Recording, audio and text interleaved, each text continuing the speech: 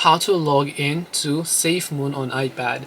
Hey everybody, welcome back to our channel. In today's video I will guide you on how you can log into the SafeMoon app on your iPad, so make sure to watch the video till the very end.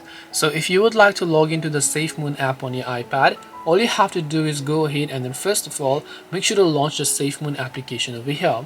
And once you launch the SafeMoon app, you're going to be able to see this type of interface where you simply need to go ahead and then make sure to select your language like this. And once you go ahead and then select your language, you can also go ahead and do that, and then you can just tap the continue option here. Now you can choose to log in or register depending upon what is it that you actually prefer. So you can just tap the login option here, make sure to enter your username and your password, and then tap the login option in order to successfully log in. Now if you want, you can also choose to reset your password if you happen to forget it. This way you will be able to log into SafeMoon. Hope this video was very helpful to you guys. If it did help you, make sure to leave a like and subscribe to our channel. If you have any questions, feel free to leave them down. Thank you for watching and see you in the next video.